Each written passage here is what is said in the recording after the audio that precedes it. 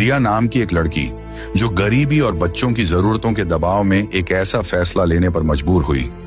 वह अपने कपड़े अनजान आदमियों के सामने उतार दिया और उसे बहुत दुख सहना पड़ा। छोड़ो। शहर के बीच रिया और राकेश की शादी का जश्न बड़े धूमधाम से मनाया जा रहा था। दोनों ने एक दूसरे का साथ निभाने की कस्में खाईं। जब वे पति पत्नी बनकर अपने नए घर में कमरे में पहुंचे तो फिजाओं में सिर्फ प्यार था। रिया ने राकेश को शर्माते हुए अपनी ओर बुलाया। फिर राकेश हंसते हुए रिया के बदन पर चढ़ गया। शादी को कुछ साल बीत चुके थे। एक सुबह अचानक रिया की तबीयत बिगड़ी। उसे जोर जोर से उल्टियां होने लगी। जब उल्टियां रुकी तो उसके होंठों पर एक ऐसी मुस्कान खिली जो बरसों बाद उसके चेहरे पर आई थी। वह बाहर आई और राकेश को खुशखबरी सुनाई। मेरे प्यारे रक्कू, तुम्हारे लिए एक बहुत बड़ी खुशखबरी है। मैं माँ बनने वाली हूँ। हमारे घर में नन्हा मेहमान आने वाला है और तुम पापा बनने वाले हो। ये सुनते ही राकेश की खुशी का ठिकाना न रहा। उस दिन के बाद से दोनों के बीच प्यार और भी गहरा हो गया। महीने बीतते गए और वह दिन आया जब उनके घर में एक नन्ही परी ने जन्म लिया। वह इतनी सुंदर और कोमल थी कि दोनों ने बड़े लाड़ प्यार से उसका नाम छुटकी रखा। पर कहते हैं ना कि किस्मत को कुछ और ही मंजूर था। अभी जिंदगी पटरी पर लौटी ही थी कि अचानक एक दिन राकेश की तबीयत बहुत ज्यादा बिगड़ गई। उसे तेज बुखार और कमजोरी थी। राकेश इस दुनिया को अलविदा कह गया। छुटकी के सिर से पिता का हाथ हट गया। रिया और छुटकी पूरी तरह टूट चुके थे। राकेश के जाने के बाद रिया के पास न तो सहारा बचा था और न ही कोई रास्ता। सारी जिम्मेदारी अब अकेले रिया के कंधों पर आ गई थी। राकेश की कब्र पर फूल चढ़ाकर दोनों कब्रिस्तान से बाहर निकलने लगे। उसके बाद रिया आखिरी उम्मीद लेकर अपनी नन्ही छुटकी का हाथ थामे अपने मायके पहुंची। उसने अपने पिता के पैर पकड़ लिए और गिड़गिड़ाते हुए कहा, पापा मुझे माफ कर दीजिए, हमें यहाँ रहने दीजिए। शादी के बाद मेरी ये छोटी सी बच्ची हुई और अब राकेश भी हमें छोड़कर चले गए।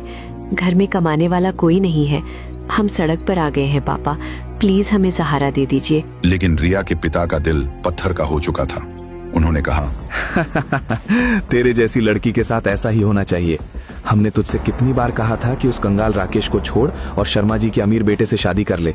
तू महलों में राज करती, पर तुझे तो उस बीमार के साथ ही मरना था। अब आई है यहाँ भीख मांगने। इस घर में तेरे लिए कोई जगह नहीं है। रिया के पिता ने अपनी बेटी और मासूम पोती को धक्का देकर घर से बाहर निकाल दिया। रिया के पास अब सिवाय अपने पुराने टूटे फूटे कमरे के और कोई ठिकाना नहीं था। एक दोपहर जब रिया साफ सफाई करने के लिए कमरे पहुंची, उसने देखा कि छुटकी बिस्तर पर लेटी हुई है। तनाव में भरी रिया ने उसे चिल्लाते हुए कहा, अरे छुटकी, तू यहाँ क्या कर रही है? तू स्कूल क्यों नहीं गई? बता मुझे, तूने स्कूल से बंक क्यों मारा? अगर सच नहीं बताया तो आज तू बहुत मार खाएगी। बोल, क्यों बैठी है यहाँ? रिया की डांट सुनकर छुटकी जोर जोर से रोने लगी। उसने रोते हुए अपनी माँ से कहा, माँ, मैं स्कूल गई थी। मैं क्लास में जाकर सब बच्चों के साथ बैठ गई थी, लेकिन तभी सर बहुत गुस्सा हुए। उन्होंने सबके सामने चिल्लाकर कहा, ए छुटकी, निकल जा मेरी क्लास से। 2 महीने से तेरी फीस जमा नहीं हुई है और मुंह उठाकर स्कूल आ जाती है। चलो बाहर निकलो यहाँ से। माँ, उन्होंने मुझे बहुत मारा और धक्का देकर स्कूल से बाहर निकाल दिया। माँ, जब तक तुम फीस जमा नहीं करोगी मैं स्कूल नहीं जाऊंगी। तुम्हें पता है मेरे सारे दोस्तों के सामने मेरी कितनी बेइज्जती हुई। सब मुझ पर हंस रहे थे। छुटकी के आंसू देखकर रिया ने कहा, मेरी प्यारी छुटकी, मुझे माफ कर दे बेटा। तेरी माँ काम में इतनी बिजी थी कि फीस जमा करना भूल गई। तू रो मत, आज ही तेरी फीस भर दूंगी। फिर मेरी पावरफुल बेटी को कोई छू भी नहीं पाएगा। तू बस मुस्कुराती रहे, सब ठीक हो जाएगा। कहने को तो रिया ने कह दिया, लेकिन उसके पास 1 रुपया भी नहीं था। वह कहीं तो जाने लगी। उसने तय किया कि वह अब अपनी जान लड़ा देगी, पर अपनी बच्ची का भविष्य खराब नहीं होने देगी। रिया काम की तलाश में एक आलीशान बंगले पर पहुंची।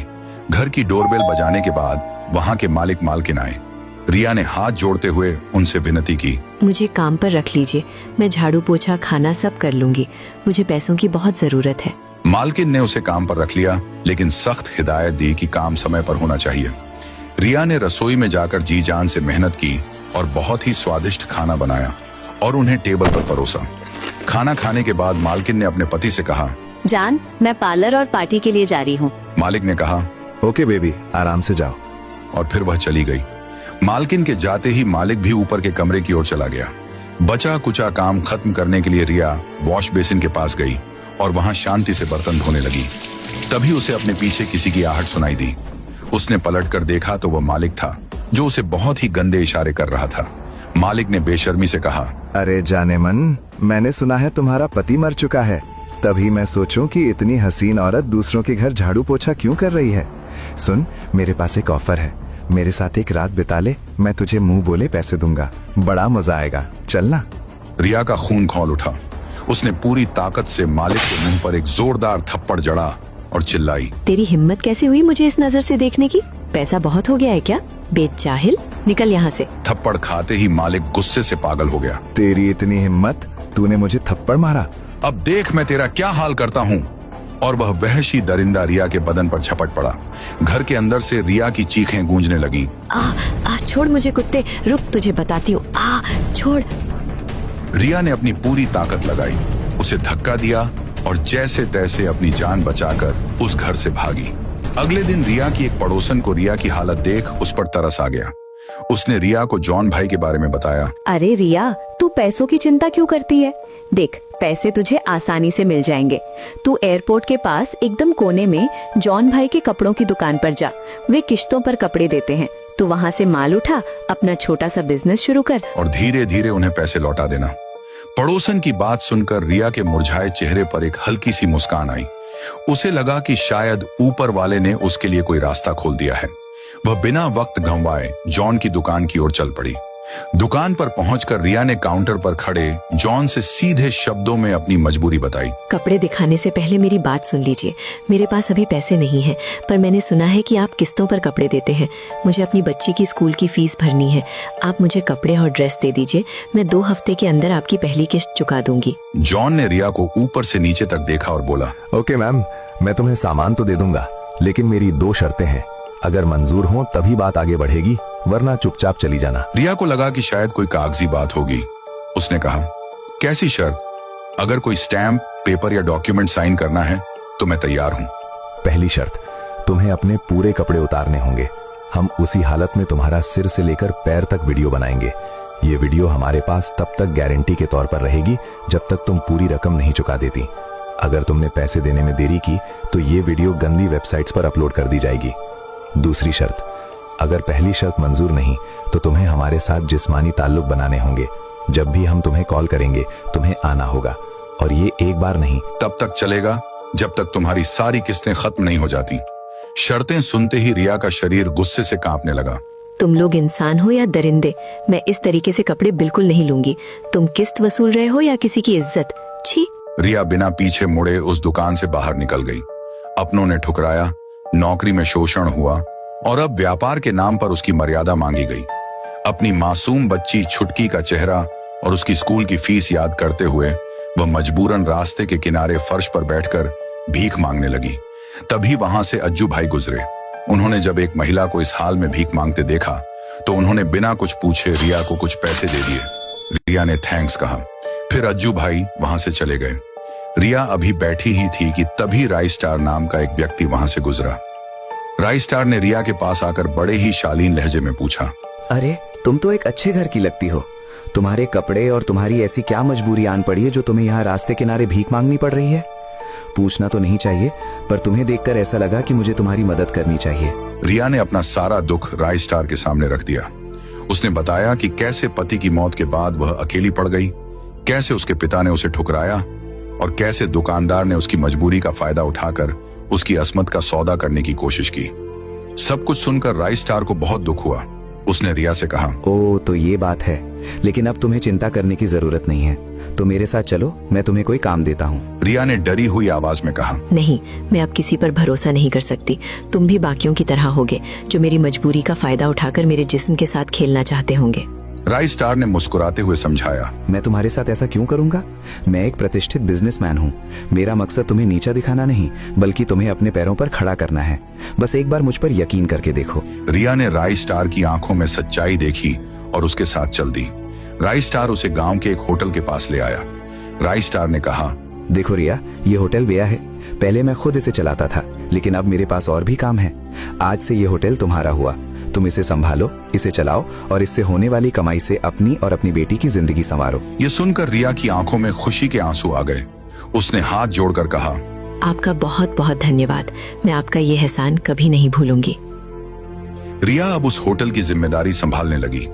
कुछ ही दिन बीते थे कि रिया की लगन और उसके हाथों के हुनर का जादू पूरे शहर में फैल गया।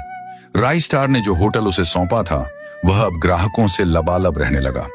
रिया और छोटी सी छुटकी दोनों इस होटल में जी जान से मेहनत कर रही थीं। रिया रसोई में बड़े ही प्यार और शुद्धता के साथ पिज्जा, बर्गर और लजीज बिरयानी जैसे स्वादिष्ट व्यंजन तैयार करती।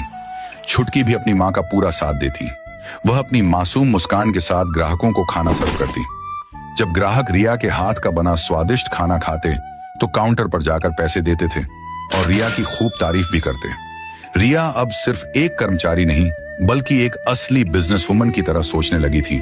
होटल को और आगे कैसे ले जाया जाए वगैरह। एक दोपहर जब रिया काम में व्यस्त थी, राइस स्टार अचानक होटल पहुंचा। उसने मुस्कुराते हुए कहा, अरे वाह रिया, मैं वाकई बहुत प्रभावित हूँ। तुमने तो चंद हफ्तों में ही इस होटल की काया पलट दी और इसे अपने पैरों पर खड़ा कर दिया। I am really impressed with your work. Riya ने विनम्रता से थैंक यू कहा, लेकिन उसकी आंखों में अब भी एक जिज्ञासा थी। उसने हिम्मत जुटाकर राइस स्टार से पूछ ही लिया, राइस स्टार, एक बात मेरे दिमाग में बहुत दिनों से घूम रही है। तुम कौन हो? तुमने पहली नजर में ही मुझ पर इतना भरोसा क्यों किया? तुम चाहते तो इस आलीशान होटल से खुद लाखों कमा सकते थे, लेकिन तुमने इसे एक अजनबी को क्यों सौंप दिया? रिया का सवाल सुनकर राइस स्टार 2 मिनट के लिए बिल्कुल शांत हो गया। उसने रोते हुए वह सच बताया, रिया, तुम मुझे भूल गई होगी, लेकिन तुम मेरी बचपन की सबसे अच्छी दोस्त हो। हम साथ में हंसते मजाक करते स्कूल जाया करते थे। क्या तुम्हें याद है स्कूल के बाहर का वो झूला? हम वहाँ कितनी धमाल मस्ती करते थे। साथ में खेलना, साथ में हंसना, वो हमारी जिंदगी के सबसे हसीन पल थे। पापा ने मुझे आगे की पढ़ाई के लिए अचानक लंदन भेज दिया था। मैं तुम्हें बिना बताए चला गया क्योंकि मेरे पास कोई रास्ता नहीं था। पूरे 25 साल बाद जब मैं लंदन से वापस लौटा तो मैंने गार्डन में तुम्हारी शादी होते देखी। कार्ड पर तुम्हारा नाम पढ़ा और जब तुम्हें दुल्हन के जोड़े में देखा तो मेरा दिल टूट गया। रिया, हमने बचपन में साथ जीने मरने और शादी करने की कस्में खाई थीं, लेकिन किस्मत ने हमें अलग कर दिया। तुम्हें किसी और के साथ देखकर मैं वहां रुक नहीं सका और रोते हुए चला गया। ये होटल मैंने तुम्हें इसीलिए दिया ताकि तुम अपनी खोई हुई गरिमा और मुस्कान वापस पा सको। रिया यह सुनकर स्तब्ध रह गई। उसकी आंखों के सामने बचपन की वो धुंधली यादें फिर से ताजा हो गईं। राइस स्टार की बात सुनकर रिया ने रूंधे हुए गले से कहा, राइस स्टार, प्लीज मुझे माफ कर दो। तुम बिना बताए चले गए थे तो मुझे लगा कि तुम अब कभी वापस नहीं लौटोगे, पर क्या आज भी हमारे पास एक मौका है? क्या हम फिर से एक साथ हो सकते हैं? राइस स्टार ने बिना देर किए घुटनों पर बैठकर रिया को प्रपोज करते हुए कहा, विल यू मैरी मी रिया? रिया ने खुशी के आंसुओं के साथ हाँ कह दिया। कुछ दिनों बाद शहर में एक बार फिर शहनाइयां गूंजी। इस बार रिया का हाथ उसके बचपन के साथी राइस स्टार के हाथ में था। 7 फेरे पूरे हुए और रिया अधिकार के साथ राइस स्टार के घर आई। जब दोनों अपने बेडरूम में पहुंचे तो फिजाओं में बरसों का इंतजार और प्यार घुला हुआ था। माहौल पूरी तरह रोमांटिक हो गया। राइस स्टार ने रिया को प्यार से अपने पास बुलाया और बिस्तर पर लेट गया। रिया बिना किसी झिझक के बदन पर चढ़ गई। कमरा हिलने लगा और अंदर से आवाजें आईं, छोड़ो। शादी को 1 साल बीत गया। जल्द ही उनके घर में एक नन्हे मेहमान की किलकारी गूंजी। रिया ने एक सुंदर से बेटे को जन्म दिया जिसका नाम उन्होंने बड़े प्यार से चिंटू रखा। छुटकी, जो अब तक अकेली थी, उसे खेलने के लिए एक छोटा भाई मिल गया। अब रिया के पास वह सब कुछ था जिसकी उसने कभी कल्पना भी नहीं की थी। एक प्यार करने वाला पति, 2 प्यारे बच्चे और समाज में मान सम्मान। राइस स्टार, रिया, छुटकी और छोटा चिंटू अब एक खुशहाल परिवार के रूप में अपनी जिंदगी बिताने लगे।